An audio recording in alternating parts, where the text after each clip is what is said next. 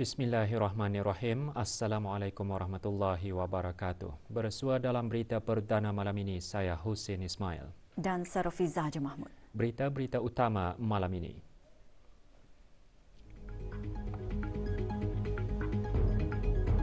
Kebawah Duli Yang Maha Mulia Paduka Seri Baginda Sultan dan Yang di-Pertuan Negara Brunei Darussalam akan berangkat menghadiri sidang kemuncak komemoratif ASEAN EU.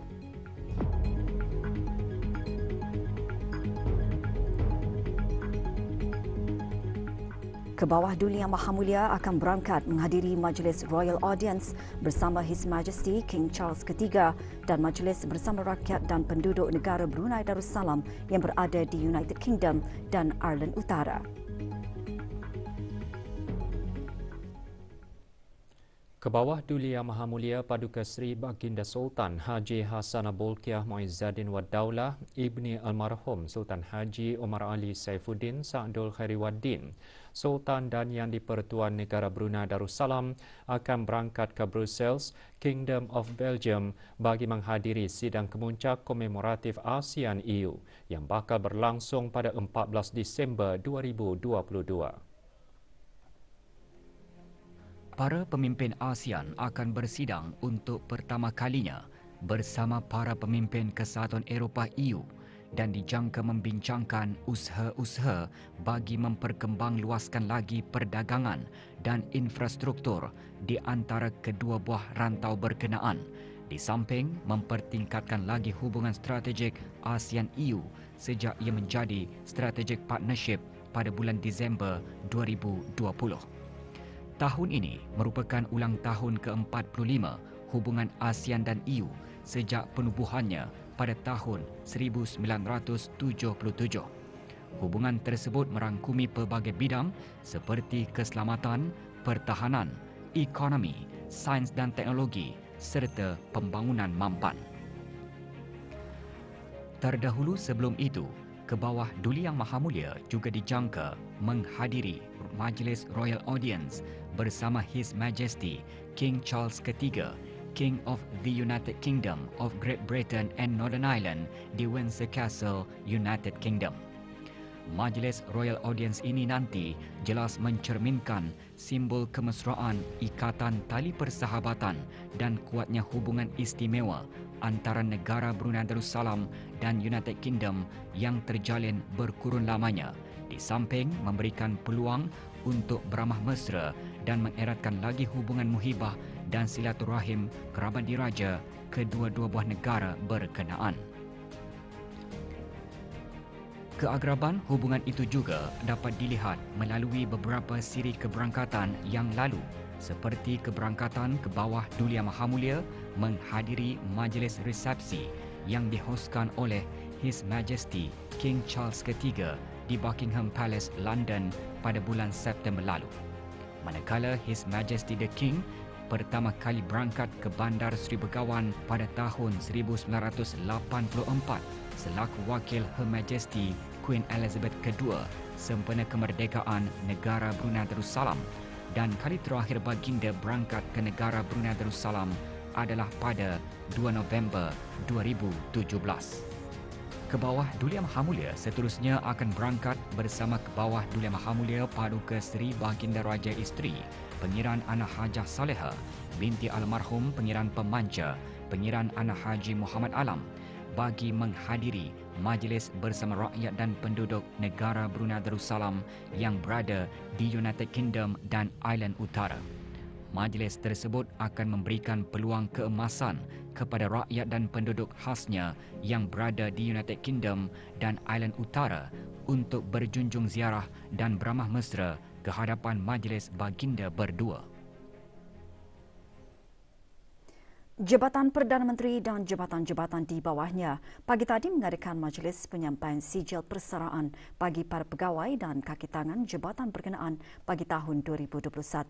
Majlis diadakan di Dewan Banquet Bangunan Jabatan Perdana Menteri.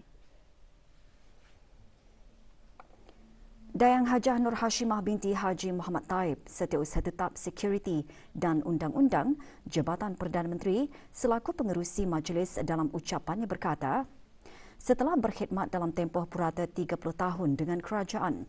Para pesara telah menyesuaikan diri dalam fasa persaraan dan menikmati alam persaraan masing-masing. Penyampaian sijil dan cenderahati kepada 161 pegawai dan kaki tangan disempurnakan oleh Yang Berhormat Bin Datuk Laila Raja Major Jeneral Bersara Datuk Paduka Sri Haji Awang Halbi bin Haji Muhammad Yusof, Menteri di Jabatan Perdana Menteri.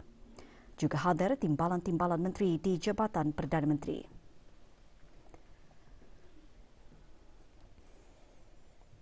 Keramaian pelatih yang menyertai program Khidmat Bakti Negara PKBN bagi pengambilan ke-11 tahun ini merupakan pencapaian tertinggi dalam sejarah PKBN.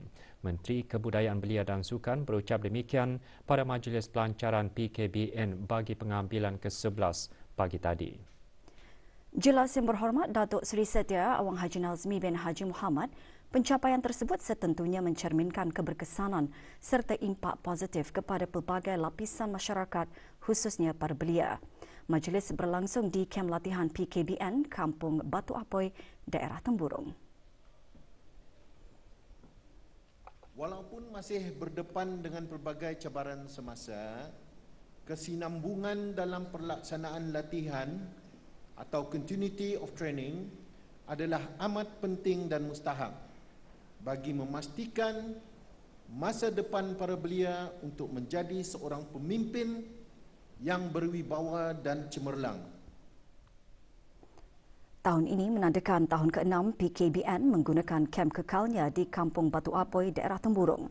Keseluruhannya 550 pelatih iaitu 406 pelatih lelaki dan 144 pelatih perempuan mengikuti program berkenaan bagi pengambilan ke-11. Memberikan dia berdisiplin dan menjadi menjadi seseorang yang dapat mempunyai nilai-nilai yang dapat membantu bangsa dan negara lah. Salah satu daripadanya.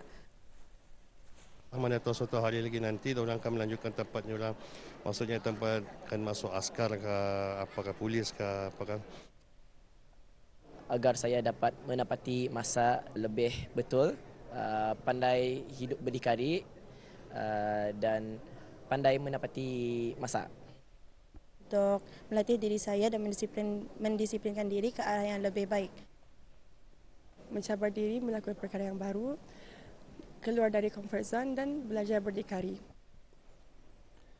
Festival Teater Brunei Kebangsaan kali kedua yang disokong oleh Kementerian Kebudayaan Belia dan Sukan dan Bank Baiduri bertujuan menyatukan persembahan pentas daripada penghibur dan artis di negara ini. Acara yang dianjurkan bersempena Brunei Disember Festival itu membawa tema The Bruneians Heart. Acara semalam berlangsung di bangunan Pro Chancellor Arts Centre Universiti Brunei Darussalam. Hadir Yang Berhormat Datuk Seri Setia Awang Haji Nazmi bin Haji Muhammad, Menteri Kebudayaan Belia dan Sukan. Festival Teater Brunei Kebangsaan yang diadakan selama seminggu ini melibatkan aktiviti teater termasuk forum dan dialog, bengkel dan persembahan. Ia dikelolakan bersama kumpulan teater tempatan 247 Studios bersama AI Creative, Medley House Productions, The Creative Core BN sebagai rakan kreatif dan Think Axis sebagai rakan strategik. Orang ramai adalah dialu-alukan bagi mengikuti forum dan menyaksikan persembahan yang berlangsung di Pro Chancellor Arts Centre Universiti Brunei Darussalam. Tiket-tiket boleh didapati di pintu masuk pusat tersebut atau dengan melayari laman sesawang Pesta Teater Brunei Kebangsaan.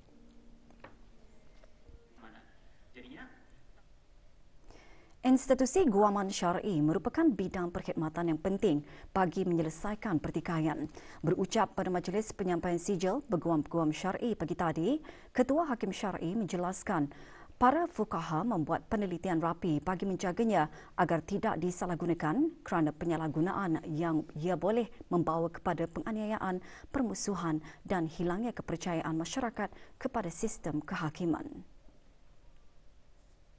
Adalah merupakan Dalam ucapannya yang berhormat Pihin Orang Kaya Paduka Seri Utama Datuk Paduka Seri Setia Haji Awang Salim bin Haji Besar juga mengingatkan kepada para peguam syar'i serta pihak pendakwa syar'i untuk menanam sikap ambil tahu dan proaktif dalam mendapatkan arahan amalan Ketua Hakim Syar'i yang dikeluarkan dan dikuatkuasakan.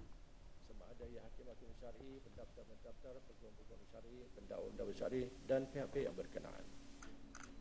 19 peguam syar'i menerima sijil pada majlis ini menjadikan jumlah keseluruhan peguam syar'i yang berdaftar seramai 175 orang. Juga hadir Pengiran Datuk Seri Paduka Haji Muhammad Tashim bin Pengiran Haji Hassan, Timbalan Menteri Hal Ehwal Ugama. Majlis berlangsung di bangunan Mahkamah Besar dan Mahkamah Syariah Bandar Seri Begawan.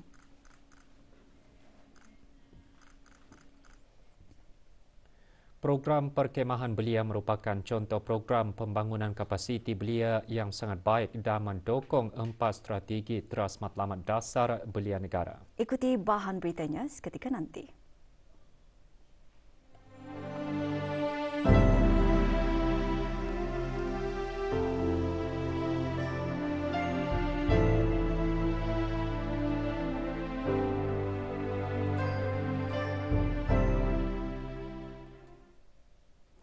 Cuaca di negara Brunei Darussalam dijangka aktif dengan hujan sekali-sekala lebat dan berpetir dijangka menjejaskan kebanyakan kawasan sehingga Selasa 13 Disember 2022.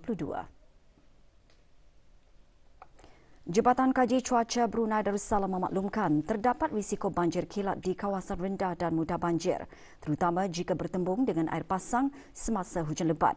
Kelajuan angin meningkat sehingga 45 km sejam semasa atau dekat hujan lebat. Orang ramai dinasihatkan supaya mengambil langkah sewajarnya bagi keselamatan semua.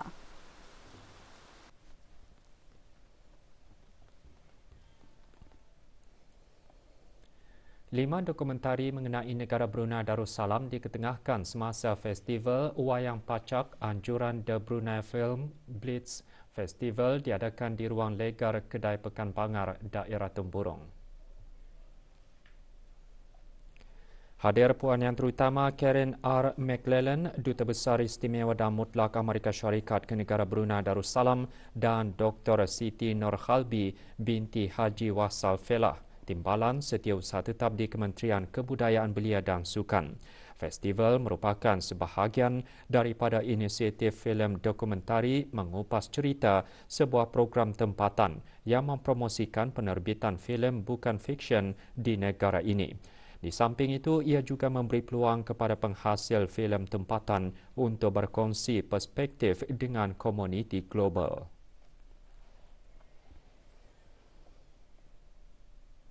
Lebih 60 peserta menyertai program perkemahan belia Kampung Ukong. Program diadakan selama 4 hari yang bermula kemarin itu diadakan di kawasan Lapang Nong Tadion, Kampung Ukong, daerah Tutong. Awang Muhammad Sofian bin Haji Basri, pemangku pegawai daerah Tutong, dalam ucapan perasmiannya berkata, program perkemahan tersebut merupakan contoh program pembangunan kapasiti belia yang sangat baik dan mendukung 4 strategi teras matlamat dasar belia negara. Ia salah satu aktiviti pilihan yang dirangka bagi memberi pendedahan kepimpinan selaras dengan tema sambutan Hari Belia Kebangsaan ke-17 iaitu Belia Siaga Masa Depan. Program diungkapkan oleh Majlis Perundingan Kampung Ukong melalui bahagian Biro Belia buat kali kedua dengan kerjasama Jabatan Belia dan Sukan, Jabatan Daerah Tutong, Persatuan Pengakap dan Persatuan Bulan Sabit Merah daerah berkenaan serta Persatuan Astronomi Brunei Darussalam.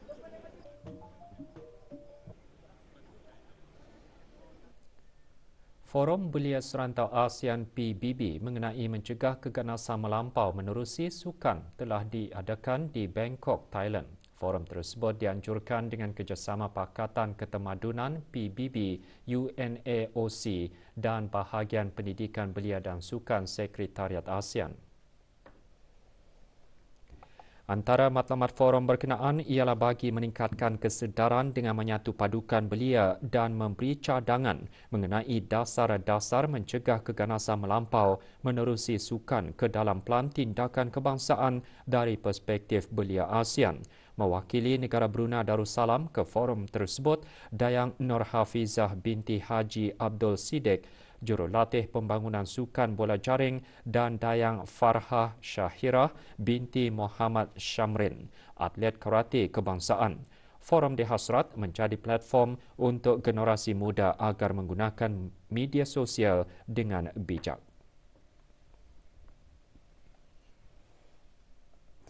Minat dalam bidang permotoran dan pengembaraan sejak dulu lagi membuatkan salah seorang penunggang motosikal tempatan berani membuat pengembaraan ke luar negara dengan menggunakan motosikal. Di samping itu, beliau turut mempunyai impian untuk membuat pengembaraan ke pelosok dunia dengan mengibarkan bendera negara Brunei Darussalam. Haji Azizi Ahmad ada laporannya.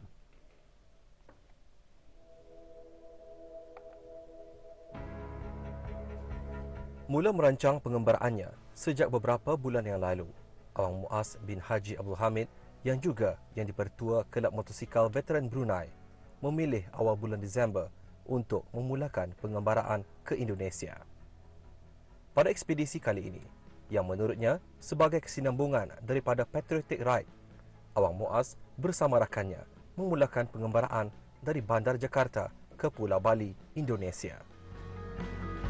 Berkongsi-kongsi pengalaman dan pendapat di sana, dan juga terus kata ni melihat macam mana budaya Brunei dan juga budaya Indonesia itu macam mana. Aktiviti ini insyaAllah akan diaturkan oleh orang-orang di sana lah. Kata ni akan berkunjung di semua tempat wisata-wisata ni.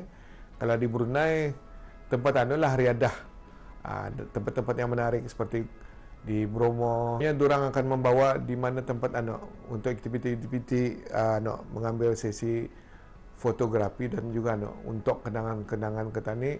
Berbekalkan pengalaman serta kesungguhan, pengembara motosikal tempatan ini memasang bendera kecil negara Brunei Darussalam pada motosikalnya.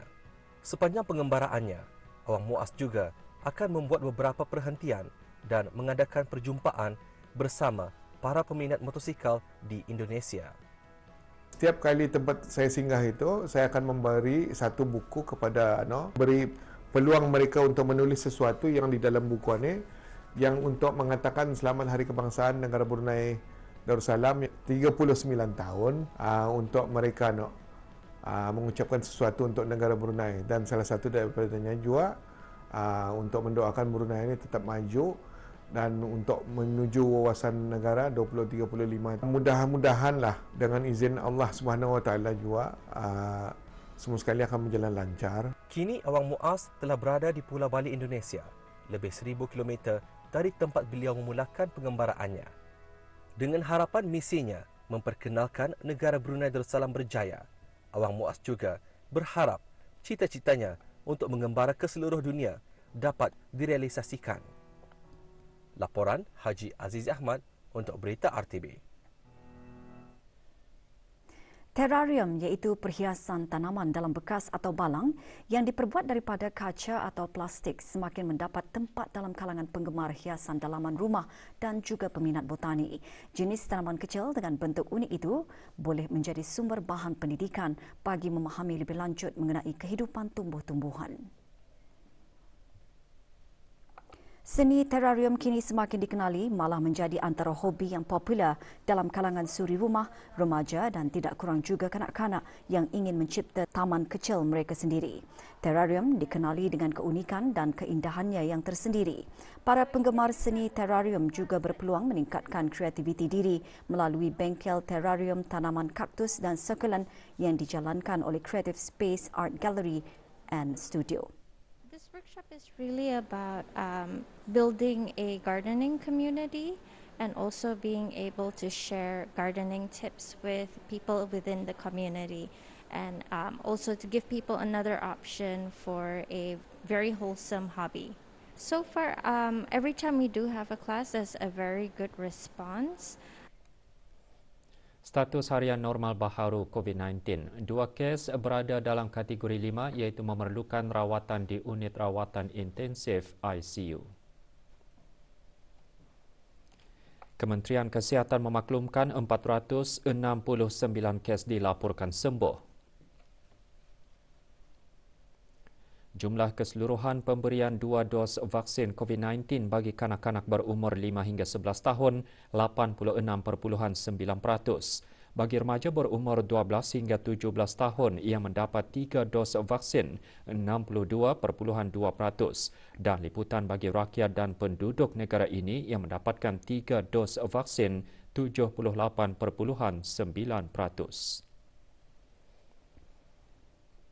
Bermula Isnin 12 Disember 2022, galeri pameran di Balai Khazanah Islam Sultan Haji Hassanal Bolkiah akan dibuka semula bagi kunjungan orang ramai. Galeri pameran tersebut dibahagikan kepada 9 galeri, antaranya Galeri Kebestarian Raja, Galeri Rambut Mulia Rasulullah sallallahu alaihi wasallam, Galeri Kasar Sahabat Kesan Peninggalan daripada para sahabat dan Galeri Tanda-tanda Kebesaran Allah Subhanahu wa taala.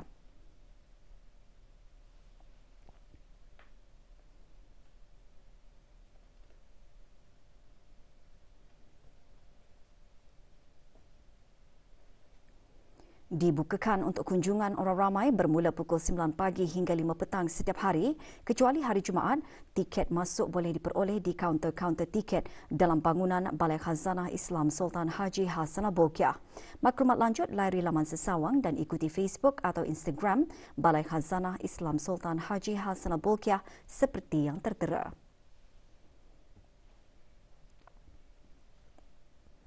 Mahkamah Magistrate Bandar Seri Begawan menjatuhkan hukuman ke atas warga negara tempatan atas satu pertuduhan di bawah Seksyen 146-1-D Perintah Eksais 2006.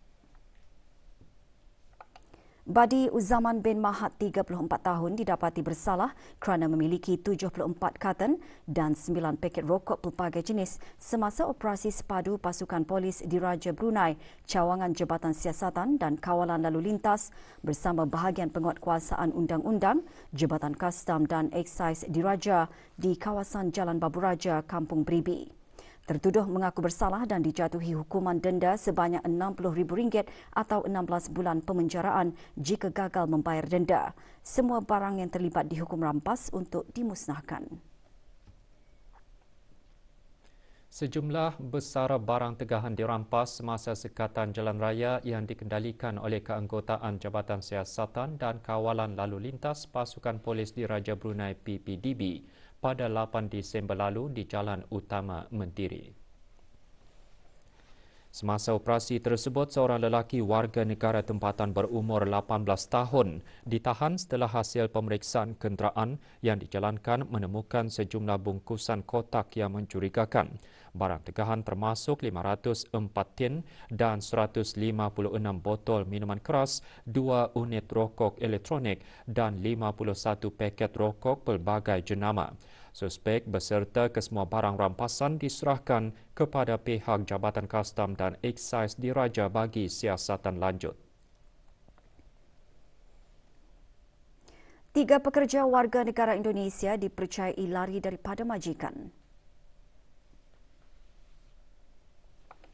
Andi Chandra Yulianto, 23 tahun, memegang pasport bilangan 03058080. Alvin Nurul Hayati, berumur 21 tahun, memegang pasport bilangan 08022268. Dan Emawati, berumur 24 tahun, memegang pasport bilangan 08654556. Sebarang maklumat hubungi Balai Polis Sengkurung di talian 2661334, talian Kecemasan Polis 993 atau balai-balai polis yang berdekatan. Pusat Pendermaan Darah Jabatan Perkhidmatan Makmal Kementerian Kesihatan akan mengadakan kempen derma darah. Orang ramai yang berhasrat untuk menderma darah boleh berkunjung ke tarikh dan tempat seperti yang tertera. Tempahan slot derma darah melalui aplikasi Blood Card bagi kempen derma darah adalah sangat digalakkan. Untuk maklumat lanjut, hubungi Pusat Pendermaan Darah di talian 224-2424, sambungan 5745 atau WhatsApp 877-5745 atau 737-5745 atau ikuti Pusat Pendermaan Darah di Instagram dan Facebook @bloodbank.repas. Kejohanan Bola Keranjang Lausanne 2022 melabuhkan tirainya semalam dengan menyaksikan pasukan Propel Axis Nation menjuarai kategori terbuka. Dalam perlawanan akhir yang berlangsung di gelanggang BBA Batu Bersurat Gadong, pasukan Propel Axis Nation berjaya menewaskan pasukan TKT House. Terdahulu sebelum itu berlangsungnya perlawanan akhir bagi kategori veteran yang menyaksikan pasukan TKT House menang 85-73 ke atas pasukan konsep komputer.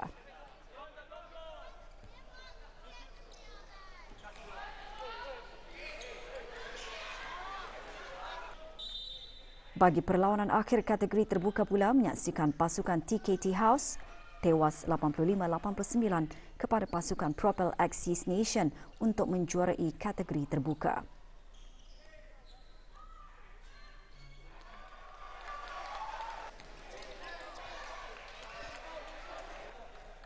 Penyampaian hadiah kepada para pemenang disempurnakan oleh Awang Ong Tiong Oh, pemilik syarikat Lausanne Hardware.